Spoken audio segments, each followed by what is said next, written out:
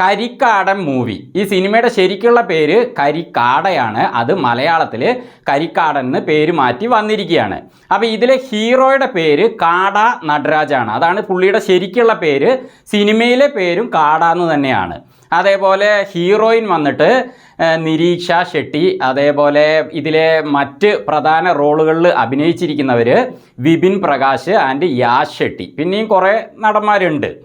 അപ്പോൾ ഈ സിനിമയിൽ തുടക്കത്തിൽ തന്നെ വലിയൊരു ബിൽഡപ്പ് കൊടുക്കുന്നുണ്ട്.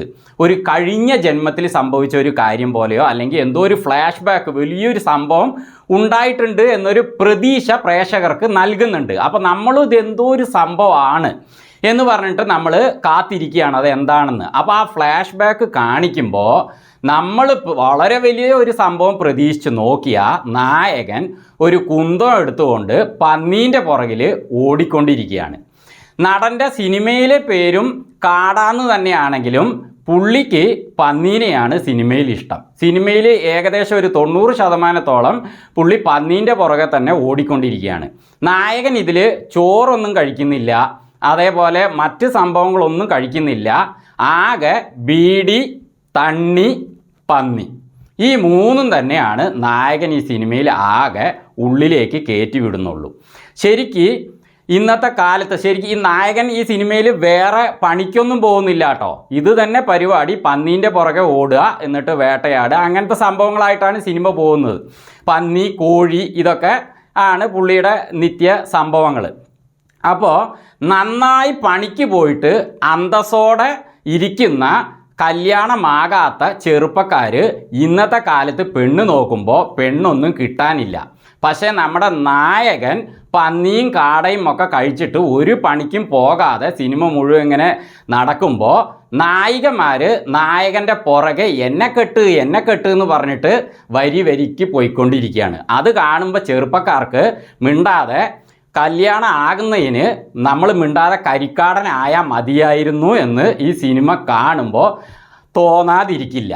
അങ്ങനത്തെ ഒരു കഥാപാത്രമായിട്ട് കരിക്കാടൻ ഇതിൽ വിലസുകയാണ്. സിനിമയുടെ ഡയറക്ടർ ഗില്ലി വെങ്കടേഷ്. പുള്ളി നായകനൊരു പ്രത്യേക വേഷം കൊടുക്കാമെന്ന് പറഞ്ഞിട്ട് ട്രൗസർ, ലുങ്കി, ഷർട്ട്, ഇതാണ് നായകൻ്റെ ഈ സിനിമയിലെ പ്രധാന വേഷം. സിനിമയിലുടനീളം പുള്ളി അങ്ങനെ തന്നെയാണുള്ളത്.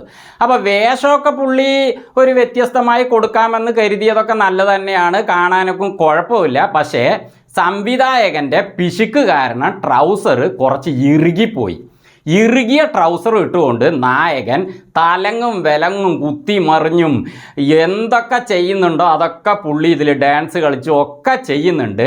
അങ്ങനെ ചെയ്യുന്ന സമയത്ത് നായകൻ്റെ ട്രൗസർ ബാക്കിൽ എത്ര തവണ കീറി എന്നുള്ളത് പുള്ളിക്ക് മാത്രമേ അറിയുള്ളൂ. സംവിധായകൻ എത്ര ട്രൗസർ വാങ്ങി കൊടുത്തു എന്നുള്ള എണ്ണവും അവർക്ക് മാത്രമേ അറിയുള്ളൂ. ആ ട്രൗസറിൽ കുറച്ച് പിശുക്കാതെ ലൂസുള്ള ട്രൗസർ കൊടുക്കാമായിരുന്നു. നായകനെ തീർക്കാൻ സിനിമയിലുടനീളം വില്ലന്മാർ തെരുതെരാ വന്നുകൊണ്ടിരിക്കുകയാണ്. ആക്ഷൻ സംഭവങ്ങളൊക്കെ കുറേ നടക്കുന്നുണ്ട്. പുള്ളി പലതവണ രക്ഷപ്പെട്ടുകൊണ്ടേ ഇരിക്കുന്നുണ്ട്. പക്ഷേ പുള്ളിനെ ആരാണ് തീർക്കാൻ വരുന്നതെന്ന് നോക്കാൻ നായകന് സമയമേ ഇല്ല. കാരണം പന്നീൻ്റെ പുറകെ തന്നെ ഓടിക്കൊണ്ടിരിക്കുകയാണ്.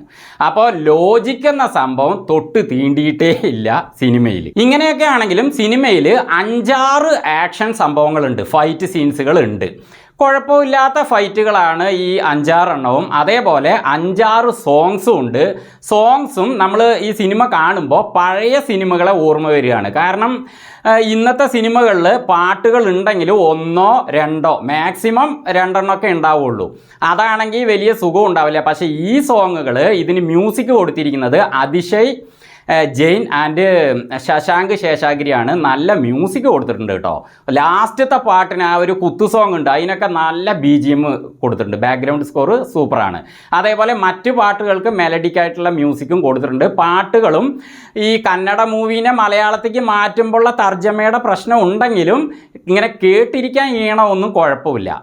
അപ്പോൾ ഈ സിനിമ ആർക്കൊക്കെ സൂട്ടാകുമെന്ന് പറഞ്ഞാൽ ഒരു ലോജിക്കും ഉണ്ടാകാതെ, അതേപോലെ വെറുപ്പിക്കൽസ് ഒന്നും കുഴപ്പമില്ല, ഞങ്ങൾക്ക് കുറേ ഫൈറ്റുകൾ ഉണ്ടായാൽ മതി, അതേപോലെ കുറച്ച് പാട്ടുകൾ ഉണ്ടായാൽ മതി എന്നുള്ളവർക്ക് ഈ സിനിമ ഒരുപക്ഷെ സൂട്ടായേക്കാം.